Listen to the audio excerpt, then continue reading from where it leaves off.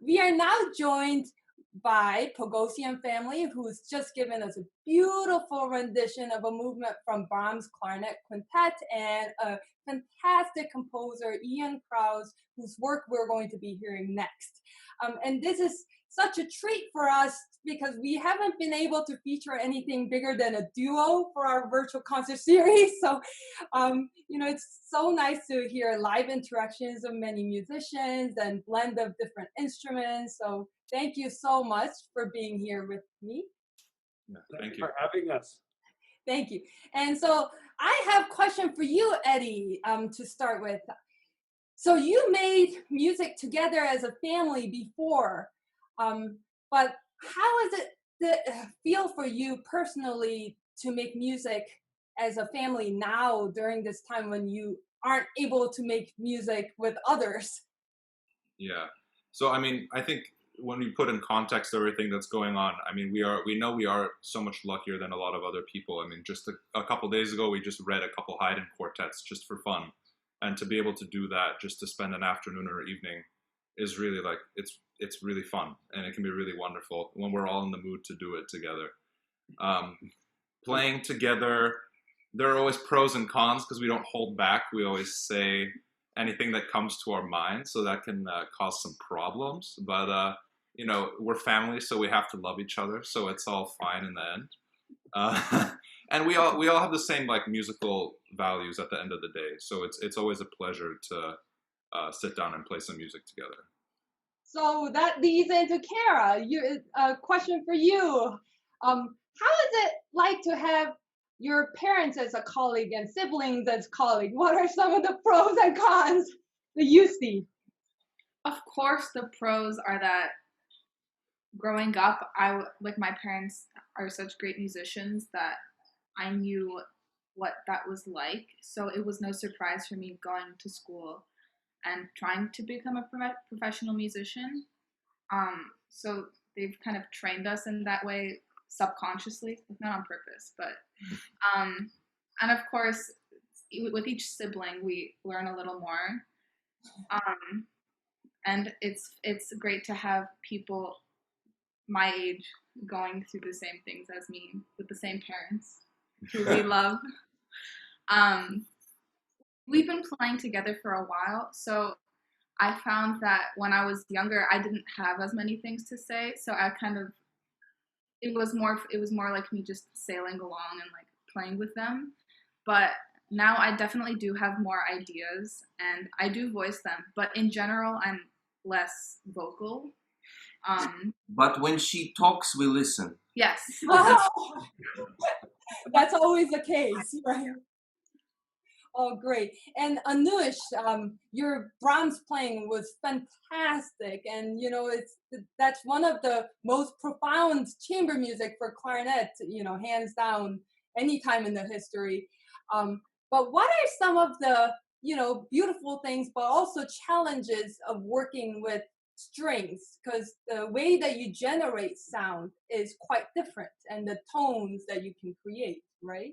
Yeah, well, it's definitely a challenge, and I feel like I have sort of a secret advantage because I've grown up listening to their sounds. I grew up playing violin, studying with my parents, so I kind of know already what kind of sound I want to fit into when I play. So that's a lot of what I try to do. I try and, I guess, not necessarily disturb the string quartet, but add to it and see how I can fit into their group dynamic and their sound. So that's always a really interesting challenge I try and set myself, to not necessarily be a clarinetist playing with 4 other string players, but to just be one musician playing with 4 other musicians. That's amazing. And to hear now, to turn to the pieces that we're going to be hearing next, Krouse is a huge advocate of Armenian music, and he wrote a massive work called the Armenian Requiem for the 100th year anniversary for the Armenian genocide. So question for you, Ian, what is it that you love most about Armenian culture, Armenian music? What do you feel a special connection with Armenian music? That's too big a question to answer. And the truth is that I write Armenian music because of Movses and because of our friendship. That's where it all started. Movses heard my music, and he heard something that resonated with him in terms of his own musical values. And boy, he was right about that. He and I are like soulmates, you know. And so we began doing projects together about 12 years ago or something like that. And we just keep doing project after project after project after project. So it all started with Movses. Movses introduced me to his family. I've come to love all of them, and to the greater Armenian community here in Los Angeles and in Armenia itself. I've visited Armenia several times now. So it's a story that's undergoing, and who knows what's going to be leading to next. You know? Oh, that's beautiful. And, just to dig a little bit deeper, what are some of the core traits that makes a piece of music Armenian? Is it tied to a language or a traditional instrument or a certain kind of harmonic language that it speaks? All of those things. And this question leads me to Father Komitas, the acknowledged, father of modern Armenian music. Armenia is a very small country, surrounded by many other cultures. In many cases, cultures who've kind of overrun Armenia and dominated it, right? So the Armenians are survivors, and so what Komitas did was he kind of wanted to go back and discover what true Armenian music was like, sort of stripped away from all these different cultural influences from Armenia's neighbors. Nothing wrong with that, but his goal was to find something that was really true. And he spent many years researching folk music from Armenia. He traveled around the country and listened to peasants singing songs, and he wrote them down, transcribed them, arranged them, right? Very much like Bartok did with the music of Hungary. And what he discovered was that Armenian music was much purer and simpler than many of the traditions that it had kind of accrued over time. And this is something that really resonates with me. For example, traditional Armenian music is basically melodic only. There's no real harmonic accompaniment of any kind, right? So when you're dealing with Armenian melodies, the worst thing you can possibly do is sort of arrange them in a Western way with all kinds of harmonies and counterpoint and so forth. And that's okay, that can be done, no question about it. But when you listen to Komitas's music, at least for me, I'm always inspired by how simple his settings are. He picks just the right notes, not too many, not too few. And that really, really impressed me. Maybe the older I get as a composer, I'm interested in simpler and more refined kinds of expressions. But that was a great lesson for me. So you'll hear that in my setting of Komitas's setting of the traditional song Hovarek, right?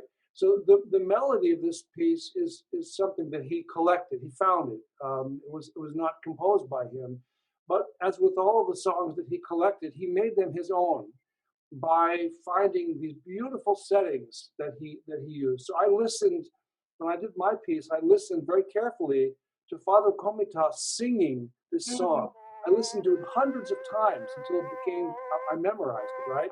And then I attempted to try and find something of myself, but not stray too far from his sensibility. That's beautiful, and we can't wait to hear that music soon. And I'm so thankful to all of you for introducing Komitas music, because this has been my first time getting to know his music, and his Armenian miniature that we're going to be hearing is so beautiful and full of character. And just like Ian, you mentioned, reminds me a lot about Bartok and his passion for Hungarian music. And I have a question for you, Varty. So, I understand that you and your husband are descended from survivors of the Armenian genocide. And does playing Komitas music have some special meaning for you and your family? Of course. These are, we grew up with his music. Although we lived in different countries, I grew up in Bulgaria and my husband grew up in Armenia. We all we all listened to Komitas's music since we were little children. And my parents, especially my mom, she always, with my grandparents, we would always go to, every Sunday, we would go to the Armenian church. And my mom still sings in a choir. So it is something that was it's part of us since we were children. Oh, and it's a beautiful thing that you're playing this music by Komitas, which actually speaks to all of us and shows, resilience of Armenian culture, despite all the tragedy that happened, 100 years ago. I have a question for you, Movses. What do you see as some of the positive things that could come out of the situation that we're in now, that will show our resilience as musicians and human beings? Oh, but very good. You left the hardest question for me, Ellen. Of course. I was wondering what you were going to ask. Well, it's in a way similar. It's a very wise question because as I'm thinking of those genocide survivors, they really had a very bleak perspectives, right? They just survived unimaginable, but then something helped them to find force within themselves and to continue in a way forward. And that something can be different things for different people, but I think it has to do with reaching deep inside yourself and finding your strengths and then capitalizing and also reaching out to others. And I think those exact questions, those exact strategies make sense for us to employ. And for, as a matter of fact, on any disasters, after world wars or after something as terrible as 9/11 or a genocide. So, and nowadays there's so many inspirational stories of people not just bunkering down, but helping each other. So in a way, I think, yes, we're suffering, but this generation will have earned a really valuable lesson that maybe kids or teenagers who didn't have to go through it a few years ago did not have chance. It's almost like you have to suffer in order to prevail. Yes. And I hope that this brings some awareness to what it means to be resilient. It does not mean no struggle. It means that despite of everything, we help each other and share. And by doing so, we make something beautiful out of it all together, just like all of your music making and sharing. So thank you so much for sharing your thoughts with us. And we'll now hear selections from Komitas Armenian Miniatures along with Ian Krouse's Hovarek. Thank you so much. Thank you. Thanks for having us. Thank you.